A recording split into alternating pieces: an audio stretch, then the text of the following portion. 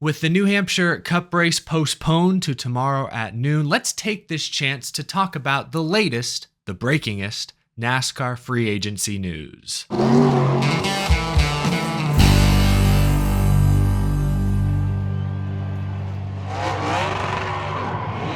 How's it going, y'all? My name is Eric. Welcome to Out of the Groove.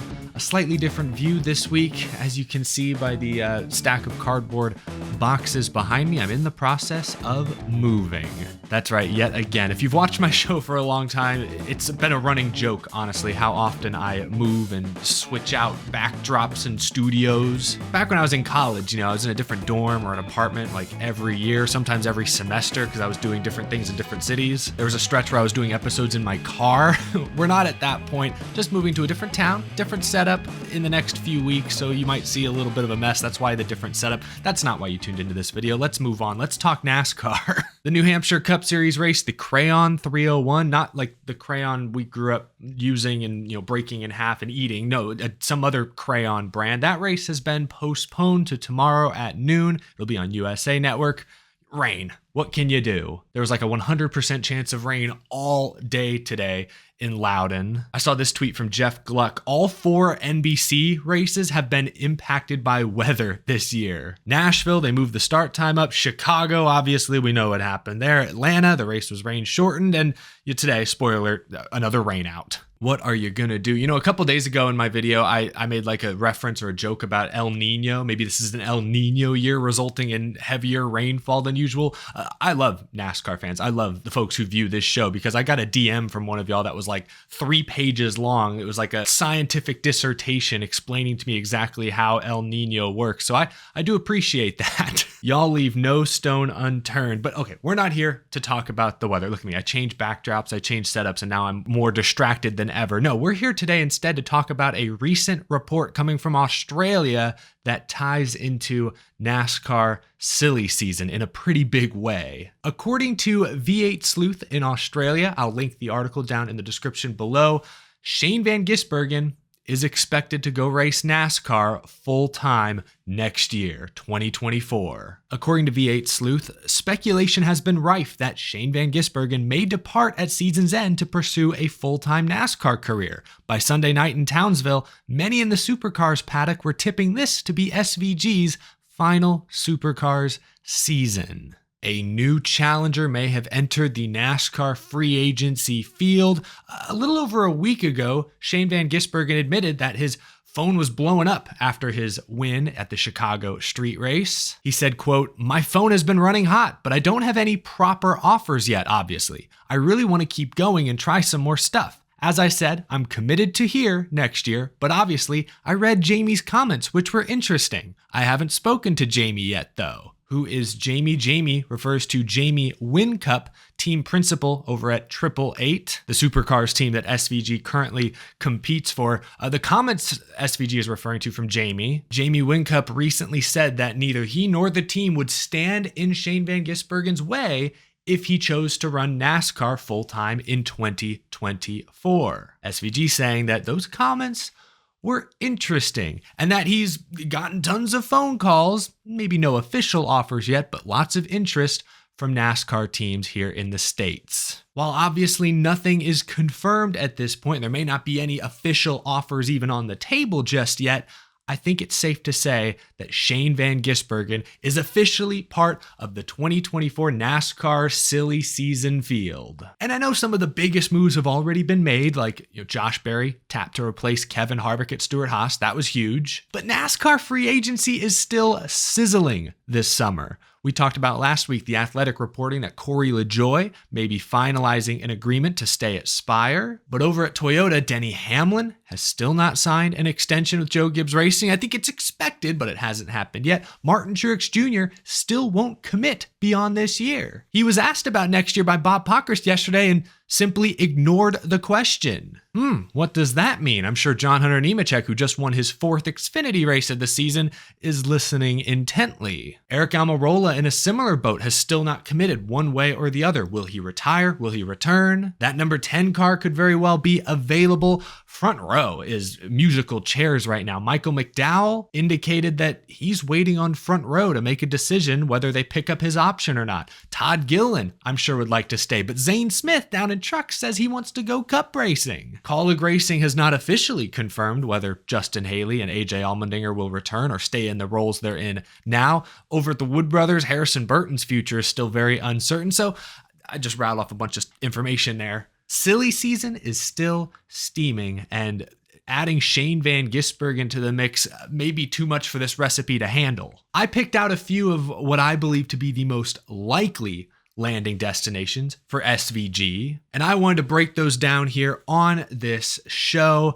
today, beginning with Trackhouse Racing. Obviously, the team he just raced for in the Cup Series, Project 91, won at Chicago driving a Trackhouse Chevy. Let's start with Trackhouse. The problem with Trackhouse is that both Ross Chastain and Daniel Suarez are under contract. So Trackhouse would need to go out and buy a third charter. And we've talked about this recently when discussing Junior Motorsports. Who's selling? Legacy Motor Club is about to switch to Toyota. I don't think they're selling. Spire's Jeff Dickerson just came out and said they're not selling. The Wood Brothers haven't run particularly well, but they're aligned with Team Penske. They're the oldest team in the sport. I don't think they're going anywhere. With Almirola potentially on the way out, Smithfield potentially on the way out, could Stuart Haas sell? I don't think so. I think their deal with Ford requires that they have 4 cars. Front Row Motorsports, no, we just said they have way too many talented drivers to consider downsizing right now. There are 2 teams that are somewhat interesting. One is Live Fast Motorsports, and I really didn't consider this until this weekend. They're chugging along, doing what they gotta do, small team on a budget, but then I remembered NASCAR has a rule, and I don't remember the exact terms or the exact details of the rule, but the rule goes something like, if you finish bottom 3 in owners' points 3 years in a row, NASCAR has the option to repossess your charter. Live Fast finished last in owner points last year. They're last right now in owners' points, likely going to finish there this year.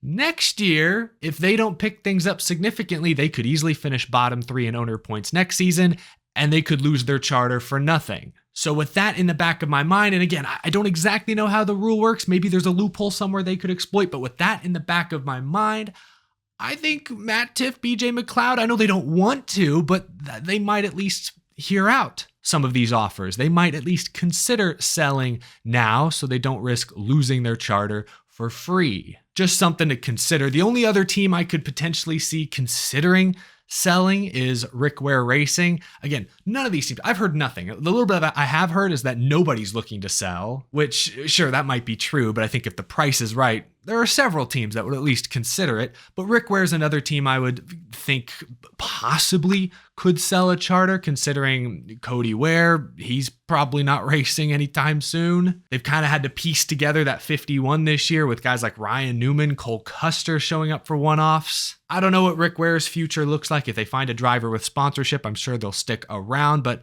that's another team that could potentially sell. But beyond those 2 options, maybe, I'm not sure Trackhouse is going to have many options. With Anheuser-Busch coming over to sponsor Ross Chastain, there was a report from Bob Pockrass that Advent Health is potentially looking for a new team to align with. Like, they've been bumped. Not enough room at Trackhouse, perhaps. Maybe Advent Health sticks around and helps fund that third entry, maybe helps them buy that third charter. Probably not. Maybe a sponsor like Red Bull, who's aligned with Shane Van Gisbergen already. Maybe they could help out. Again, potentially some conflicts there with Daniel Suarez, Coca-Cola, and their relationship with Monster Energy.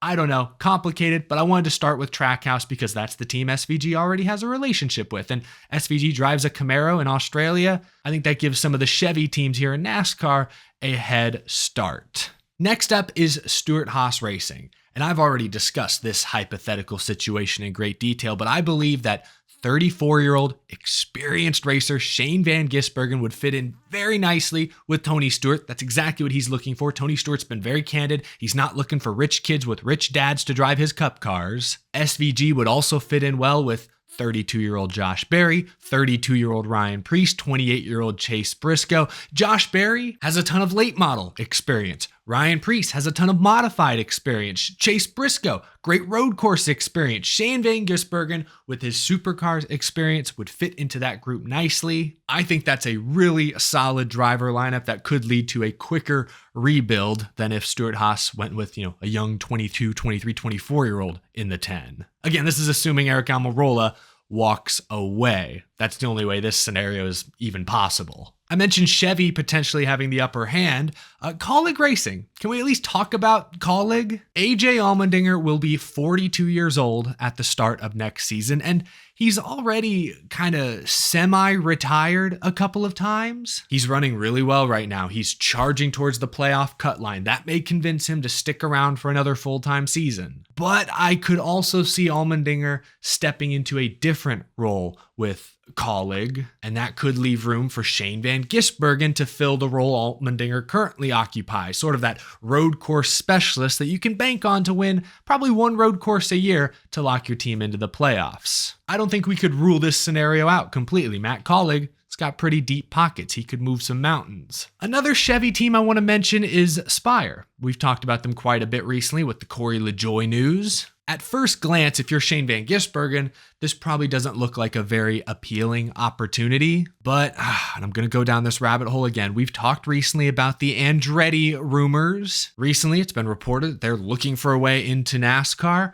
Marco Andretti just drove a Spire truck. Then Andretti sponsor Gamebridge just signed a major sponsorship deal with Spire. And then the news that Corey LaJoie is finalizing a multi-year extension despite getting interest from bigger teams. I'm going way out on a limb on this one. Maybe I'm reaching, but it sounds like there could be some big things in the works over at Spire. This team has taken a small step forward this year. They could take a bigger step forward next year if they get some new resources, some new leadership, a new partnership perhaps. Just something to consider. I could see like Andretti, Shane Van Gisbergen. There's a lot going on, a lot of moving pieces, but I could see that becoming an appealing situation for SVG. The last team or teams I guess I want to talk about, number 5, just Toyota Racing. Let's get away from Chevy for a moment. Let's talk about Toyota. Again, Truex, Hamlin still don't have contracts beyond this year. I think it's expected that Hamlin will return, FedEx will return in some capacity, but Martin Truex Jr. has been very tight-lipped recently. If Truex leaves or retires, I think they'd look at John Hunter Nemechek first to fill that seat, but don't rule out the possibility that they could look into Shane Van Gisbergen. Same with 2311. That's a team that's always talking about expansion. Like Trackhouse, they would probably need to buy a third charter, which would be very hard to do. But 2311 has been aggressive in the past. They went and got Tyler Reddick from RCR when he was still under contract with RCR. So anything's possible. Anything's possible. Just wanted to go over a few of those scenarios. Again, Shane Van Gisbergen to NASCAR is extremely interesting. I'm not sure that he'll be a championship contender ever. I don't know how much oval racing experience he has. My guess is not much. NASCAR is still primarily oval racing, but again, with the playoff format the way it is, you just need to win one of the first 26 races to lock into the playoffs. I saw enough at Chicago that convinces me SVG is good for at least one road course win a year as long as he's in a decent to good car. He could win a super speedway race because anyone could win a super speedway race, and I believe he could adjust to the more traditional ovals. They may never be his strong suit, but if he's the best road course racer in the sport, I think any team owner would be happy to have him drive for them. Marcus Ambrose, similar background to SVG, came to NASCAR, won a couple races, road course races to be fair, but that was over a decade ago. That was the car of tomorrow, the Gen 6. NASCAR was heavily inspired by the Australian supercar platform when they designed this new current next gen. If Marcos Ambrose had gotten to drive this, I bet he'd have had more success in NASCAR than he did. Shane Van Gisbergen in his prime, coming to America, coming to NASCAR full-time to drive a car that he may be more familiar with than we realize, could be a very dangerous, at the very least, will be a very interesting combination. Suddenly SVG is one of the hottest names in NASCAR free agency, and 3, 4, 5, 6 months ago, most of the fan base probably didn't even know who he was. Funny how things work out. But that's going to do it for this episode, y'all. Thanks for tuning in. Be sure to leave a like if you enjoyed this video. Hit that subscribe button if you're new to the channel and you love NASCAR. Thank you to my Patreon supporters for your very generous support. I couldn't do this show without you. Again, the Cup race is scheduled, I believe, for noon Eastern tomorrow on USA Network. I'll be back tomorrow afternoon to react to whatever goes down at the Magic Mile. Thanks for tuning in, y'all. I will see you again later this week. Have a great weekend.